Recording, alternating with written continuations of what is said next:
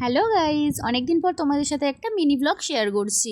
তো আজকে আমি মায়ের সাথে গেছিলাম একটু ঘুরু করতে। আসলে আমার শরীরটা প্রচণ্ড খারাপ, হয়তো গলা শুনে বুঝতে পারছো। তো মা আজকে বললো একটু চল তোকে নিয়ে একটু ঘুরে আসি আর কিছু বাজার করে আসি।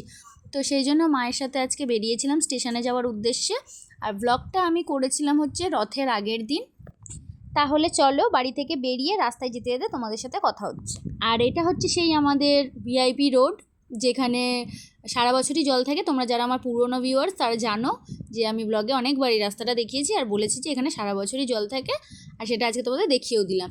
তো রাস্তায় বাচ্চারা খেলছিল, এই বৃষ্টিতেও ওদের খেলা মানে বন্ধ যায়নি। আমরাও ছোটোবেলায় যখন ছিলাম তখন এরকমই করতাম, যত বৃষ্টি হোক জল হোক আমাদের খেলাটা বন্ধ দিলে হবে না। তো যাই হোক, এই গল্প করতে করতে মা আর আমি চলেছি স্টেশনের উদ্দেশ্যে, বাজার করার উদ্দেশ্যে।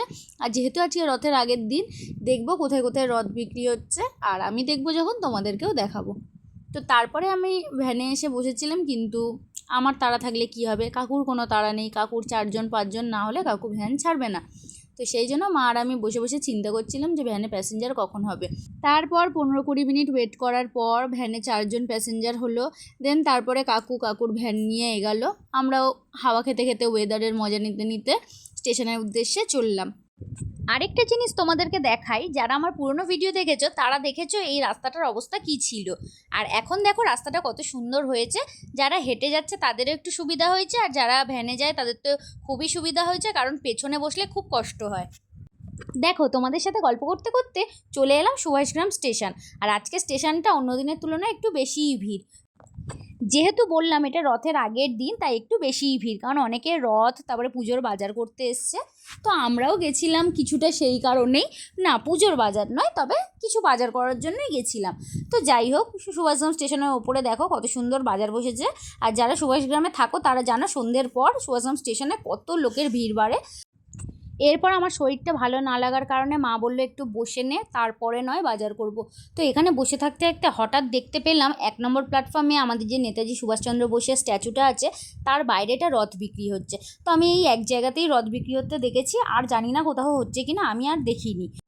তারপর মা আস্তে আস্তে বাজার করা শুরু করলো। এখানে আমাদের আম নেওয়া হচ্ছিলো, আর আমাদের আম কিনলে প্রচুর আম কেনা হয়, কারণ হচ্ছে আমাদের বাড়িতে সবাই আম খেতে ভীষণ ভালোবাসে। তো যাই হোক, আমটাম কিনে নিয়ে আমরা স্টেশনের পেছনের দিকে যাচ্ছি। এদিকে দেখি সবজির দোকানে যুদ্ধ লেগে গেছে। তো আমরা এত ভিড়ের মধ্যে আর সবজির দোকানে ঢুকিনি। মা পাশের দোকান থেকে কিছু মশলা কেনার ছিল, তাই সেই মশলাগুলো কিনে নিল।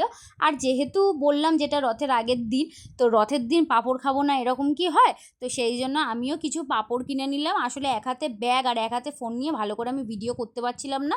তো যাই হোক, আমার পাঁপড় নেওয়া হয়ে গেছে। এরপর মা আর আমি টুকটুক করে হেঁটে বাড়ি চলে এসেছি।